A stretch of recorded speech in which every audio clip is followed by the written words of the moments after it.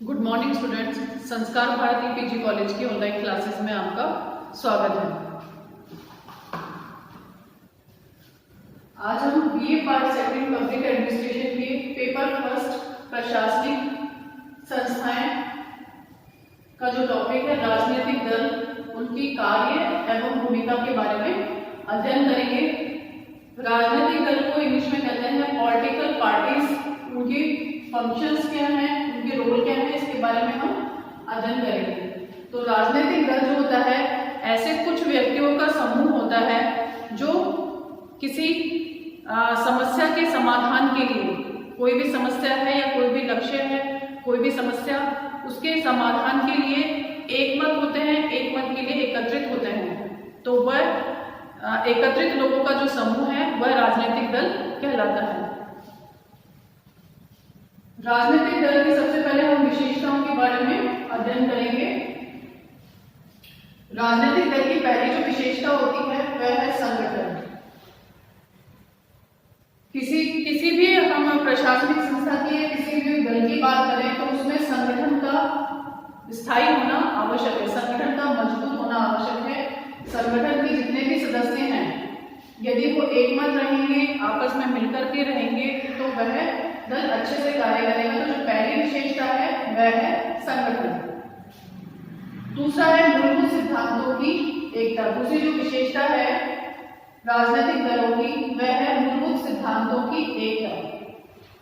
प्रत्येक दलों के कुछ सिद्धांत होते हैं, उन सिद्धांतों का पालन करना हर एक सदस्य का कर्तव्य होता है। तो सभी सदस्यों को उन मूलभूत सिद्धांतों के आधार पर कार्य करना चाहिए। दूसरी विशेषता है संवैधानिक उपायों का प्रयोग। हर राजनीतिक दल के लिए आवश्यक है कि वह कोई भी कार्य यदि करता है तो वो संवैधानिक या संविधान में रहकर के ही उसे कार्य करना चाहिए। तो संवैधानिक उपायों का जो प्रयोग है वो राजनीतिक दल के द्वारा किया जाता है। राष्ट्रीय हित की वृद्धि। राजनीतिक दलों के माध्यम से राष्ट्रीय हित की वृद्धि होती है, अर्थात राजनीतिक दलों के द्वारा जो भी कार्य किया जाएगा वह राष्ट्रीय हित से जुड़ा होगा। ऐसा कोई भी कार्य नहीं होगा कि वो राष्ट्र हित से जुड़ा न हो। व्यक्ति अपने हित के लिए कार्य न करके राष्ट्र के हित के लिए कार्य करेगा। राजनीतिक दल के कार्य। अब हम नेक्स्ट टॉपिक पढ़ेंगे राजनीतिक दल के कार्य। राजनीतिक दल का प्रथम कार्य है सार्वजनिक नीतियों का निर्धारण। सार्वजनिक नीतियों का निर्धारण कहने का अर्थ है कि राजनीतिक दल के द्वारा सबसे पहले कुछ नीतियों या योजनाओं का निर्माण किया जाता है। अर्थात देश में योजना आयोग के माध्यम से जो भी योजनाएं बनाई जाती है उन योजनाओं के निर्माण का कार्य राजनीतिक दलों के द्वारा किया जाता है। दूसरा जो कार्य है वह है शासन का संचालन। राजनीतिक दलों का दूसरा महत्वपूर्ण कार्य है शासन का संचालन। किसी भी शासन के संचालन को करने के लिए राजनीतिक दलों की आवश्यकता होती है। तीसरा कार्य है शासन की आलोचना। किसी भी राजनीतिक दल में कोई भी व्यक्ति होता है, कोई भी सदस्य होता है तो उसे अधिकार होता है कि जो प्रेजेंट में गवर्नमेंट काम कर रही है, प्रेजेंट में सरकार जो काम कर रही है उनके कार्यों की तो प्रशंसा करें या आलोचना करें। उनको ये अधिकार होता है कि वो सही कार्य को सही कहें और गलत कार्य को गलत कहें। तो शासन की आलोचना भी राजनीतिक दल का महत्वपूर्ण कार्य है। चौथा प्रमुख कार्य है चुनावों का संचालन। देश में जितने भी चुनाव होते हैं, चुनावों का जो भी संचालन होता है, उन्हें लोगों से मिलना, जो अनुयायी है राजनीतिक दलों के अनुयायी हैं उन्हें गवर्नमेंट की नीतियों के बारे में बताना, ये सभी कार्य जो होता है ये राजनीतिक दलों का होता है, उनसे जुड़े हुए लोगों के द्वारा होता है। पांचवा जो प्रमुख कार्य है लोकमत का निर्माण। जब देश में चुनाव से संबंधित जो भी कार्य होते हैं, चुनाव का समय आता है तो विभिन्न राजनीतिक दलों के जो अनुयायी होते हैं वो जनता के संपर्क में आते हैं और उन्हें लोक नीतियों के बारे में या जनता से संबंधित जितनी भी नीतियां हैं, योजनाएं उनके बारे में उन्हें बताते हैं। तो लोकमत का निर्माण भी राजनीतिक दलों का प्रमुख कार्य माना जाता है। सिद्ध जो प्रमुख कार्य है वो शासन तथा जनता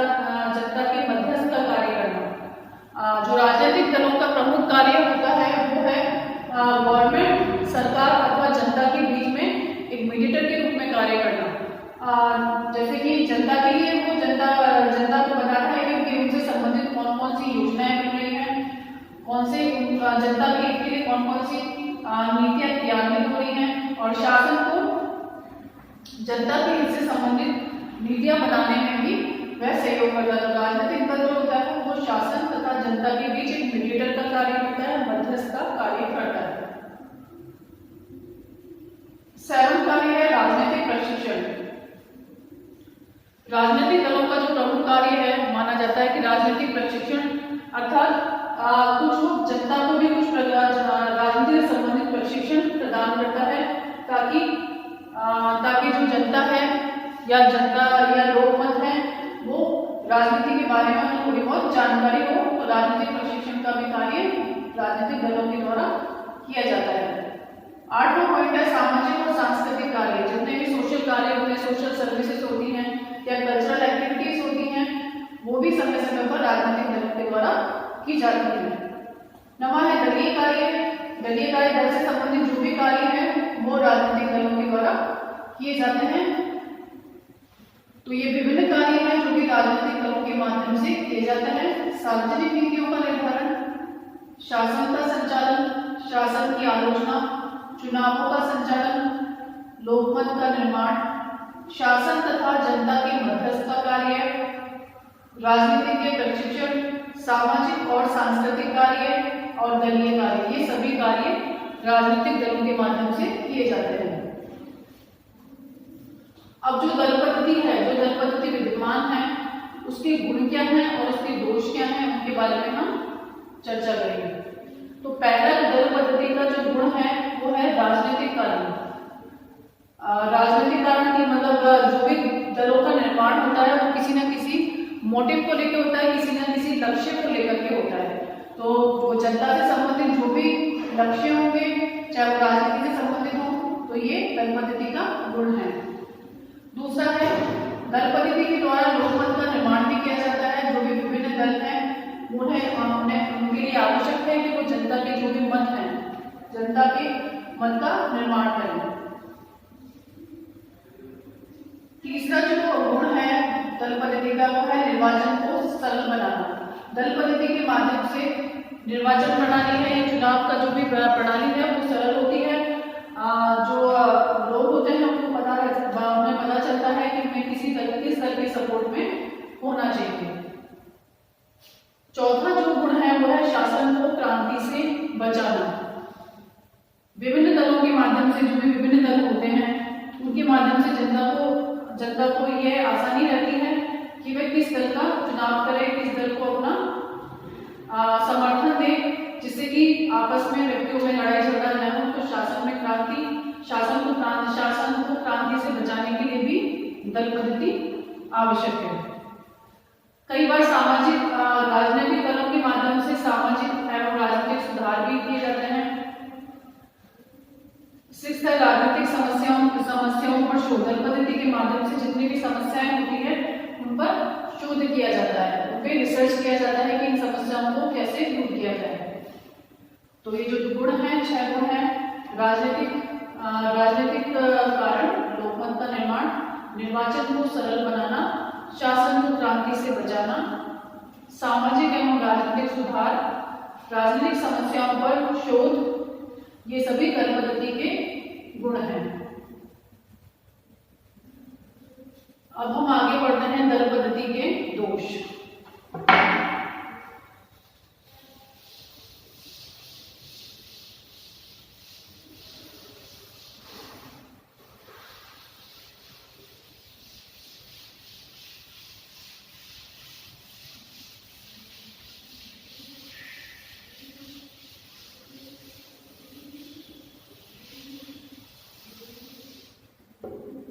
दल पद्धति का जो प्रथम दोष है वो माना जाता है कि जनता में द्वेष एवं कटुता पैदा करना।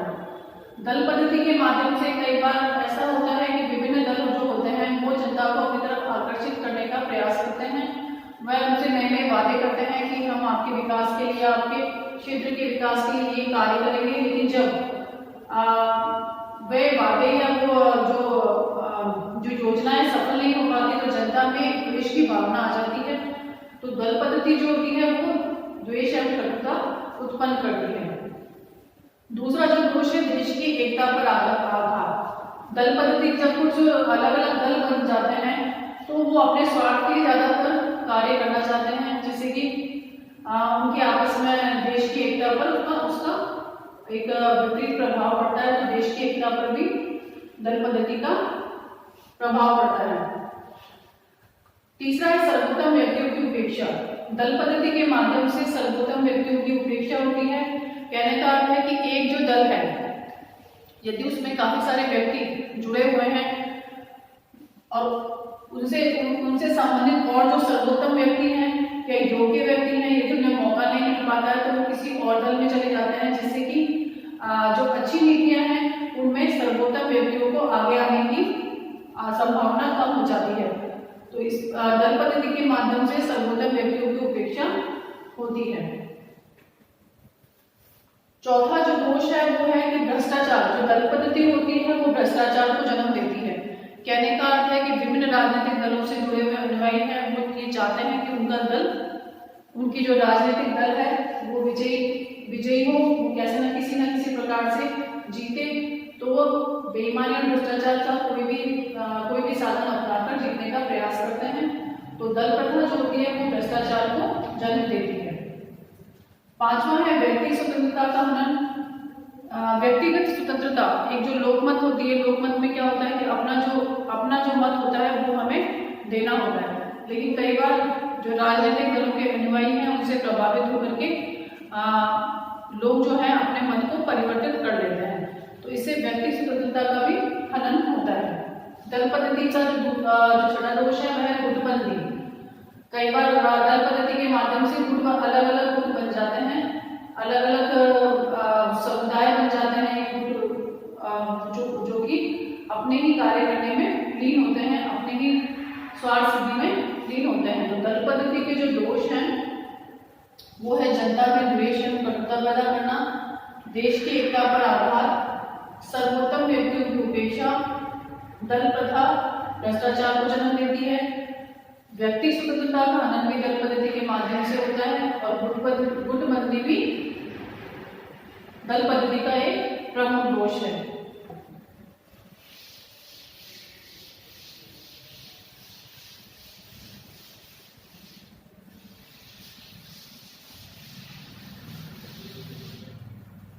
अब हम बात करेंगे दल पद्धति के रूप की। दल पद्धति के रूप या प्रकार।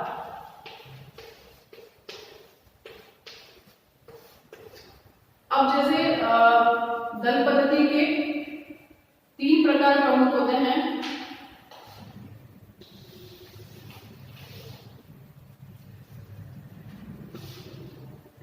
पहला है एक दलीय,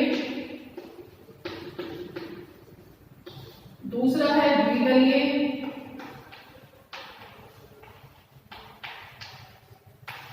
और तीसरा प्रकार है बहुदलीय।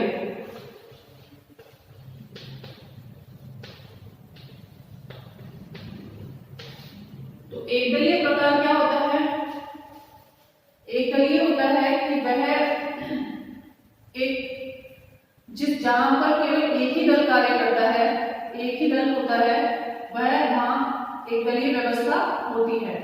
द्विदलीय, जैसे कि नाम से स्पष्ट हो रहा है कि कहीं पे 2 दल हैं तो यह द्विदलीय व्यवस्था होती है।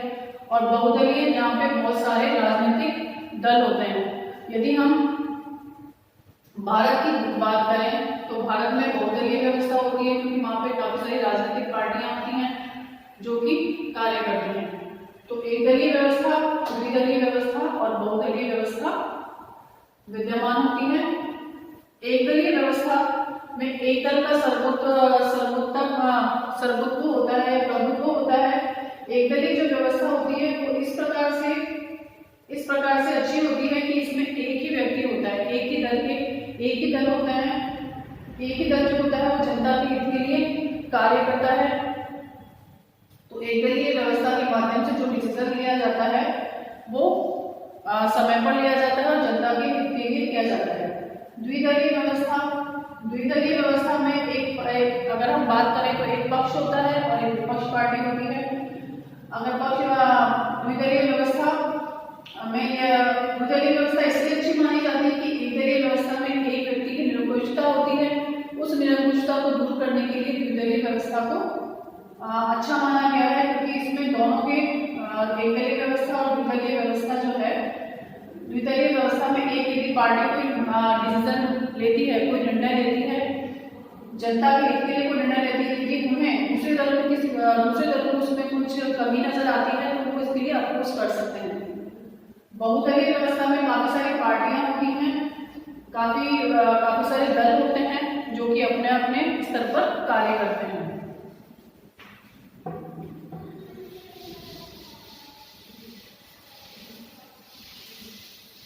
तो ये हमारा राजनीतिक दल का टॉपिक समाप्त होता है। अब हम प्रश्न की बात करेंगे। तो लघुत्रात्मक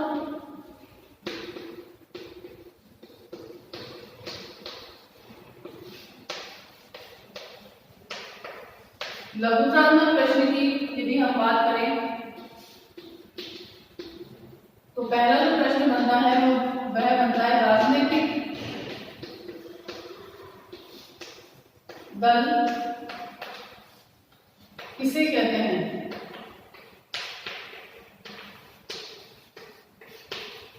या राजनीतिक दल को समझाइए।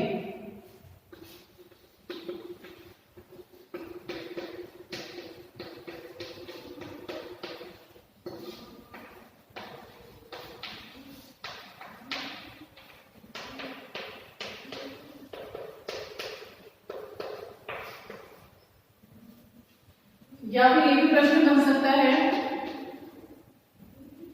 कि दलीय व्यवस्था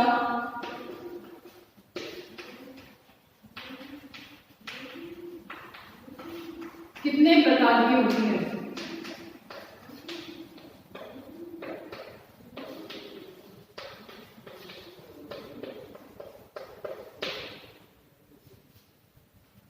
तो आपका किसी भी प्रकार से कार्य बन सकता है, किसी भी प्रकार से प्रश्न बन सकता है। राजनीतिक दल किसे कहते हैं?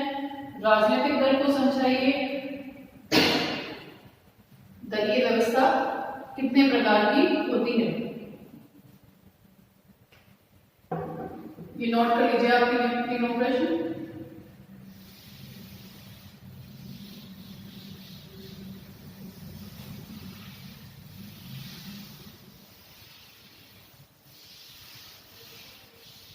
अब हम बात करते हैं निबंधात्मक प्रश्नों की।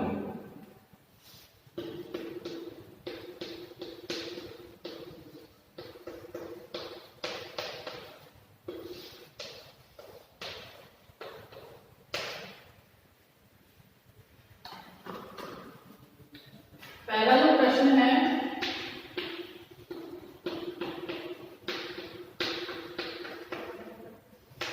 राजनीतिक दल को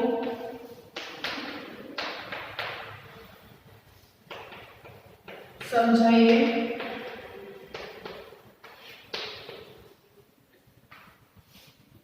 राजनीतिक दल के महत्व,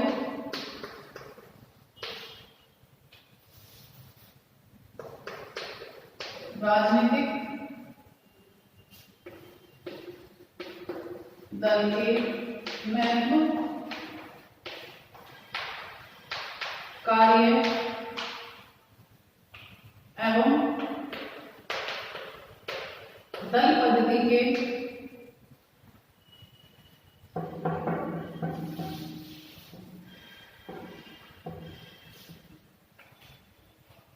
कार्य प्रकार एवं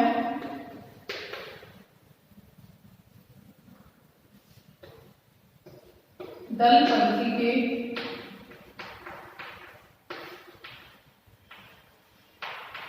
गुण एवं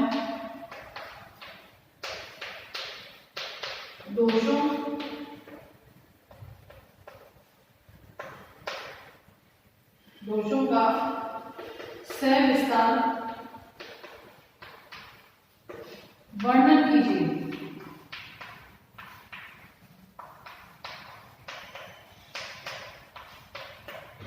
राजनीतिक दल को समझाइए। राजनीतिक दल के महत्व, कार्य, प्रकार एवं दल पद्धति के गुण एवं दोषों का सविस्तार वर्णन कीजिए। तो आपको इसमें राजनीतिक दल किसे कहते हैं, राजनीतिक दल की परिभाषाएं आपको बतानी है। उसके बाद राजनीतिक दल के महत्व के जो पॉइंट्स हैं वो आपको लिखने हैं। उनके कार्य किस प्रकार के होते हैं, कितने प्रकार की दलीय व्यवस्था होती है, और दल पद्धति के जो गुण हैं और दोष हैं वो हमें बताने हैं।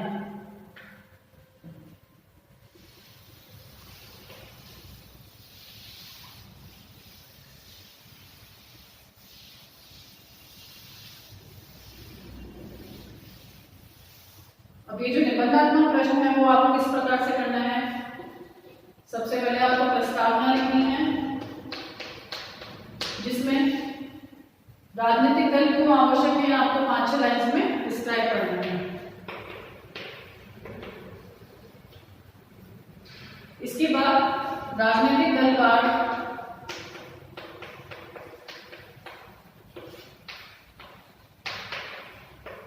अर्थ, फिर राजनीतिक दल की परिभाषाएं,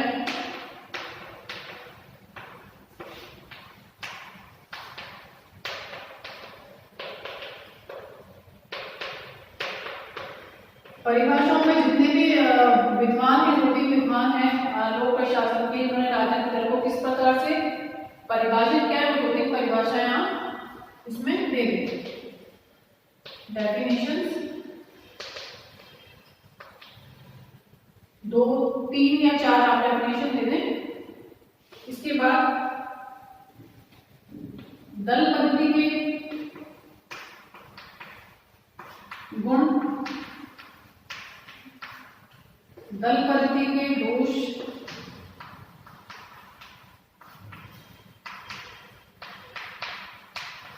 आप चाहें तो दल पद्धति के दोषों को दूर करने के सुझाव भी दे सकते हैं आप।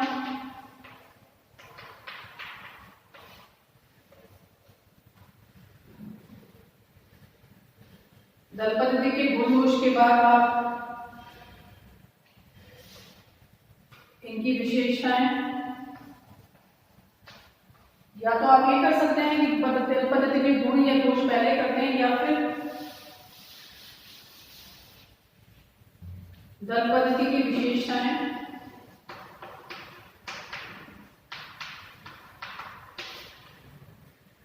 दल पद्धति के कार्य, राजनीतिक दलों के जो भी कार्य है, राजनीतिक दलों की विशेषताएं हैं वो आप करें, दल पद्धति के गुण,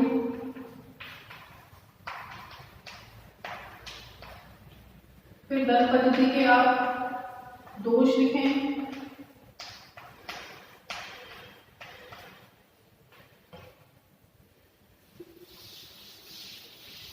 दोष के बाद आप सुझाव लिखें,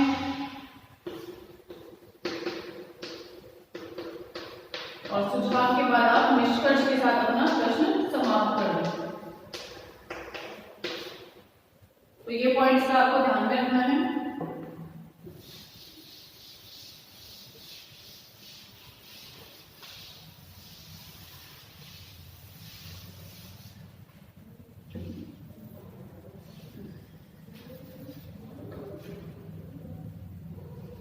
अब जो भी आपको प्रश्न समझाना है आप उसका बता दें। राजनीतिक दल से संबंधित मान लो प्रश्न आपको समझाना है तो आप राजनीतिक दल का अर्थ लिख दें, फिर परिभाषाएं लिख दें, फिर राजनीतिक दल की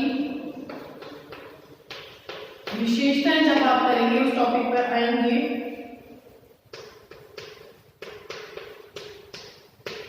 तो उन विशेषताओं को आपको इसी तरीके से करना है। आपको जो पॉइंट्स हैं वो इस प्रकार से आपको समझाने हैं। यहाँ पे आप विशेषताएं बता दें।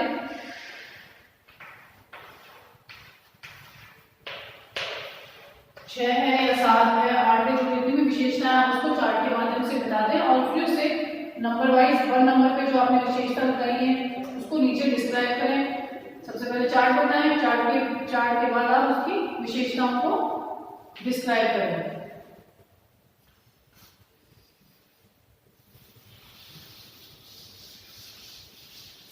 फिर हम आते हैं राजनीतिक दल के कार्यों में एक जो आपने विशेषताएं हैं उसे चार्ट के माध्यम से समझा दिया है।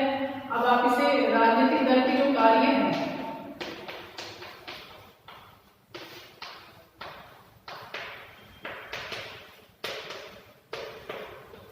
राजनीतिक दलों के कार्यों को आप इस प्रकार से समझा सकते हैं, एरो के माध्यम से बता दें आप इसे। यहाँ पे आप नाम लिखते हैं जो भी कार्य हैं राजनीतिक दलों के, वो आप यहाँ डिस्क्राइब कर सकते हैं।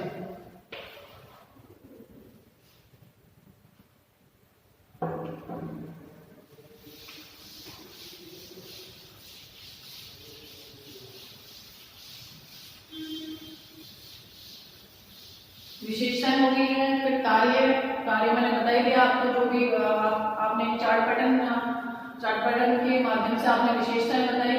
फिर उसके बाद कार्य को आपने और तरीके से बताया है। फिर आप दल पद्धति के गुण और दोष इसमें भी आप डायग्राम के माध्यम से बताएं और फिर उसको डिस्क्राइब करके इस प्रकार से आपके प्रश्न में चार पांच डायग्राम बन जाएंगे। उसके बाद आप उसको डिस्क्राइब करें और लास्ट में आप जब निष्कर्ष देते हैं तो निष्कर्ष के माध्यम से आप इस क्वेश्चन को अपना खत्म कर सकते हैं। तो ये आज राजनीतिक दल का जो टॉपिक है वो यहीं समाप्त होता है। अब हम नेक्स्ट टॉपिक के बारे में नेक्स्ट क्लास में पढ़ेंगे। Thank you.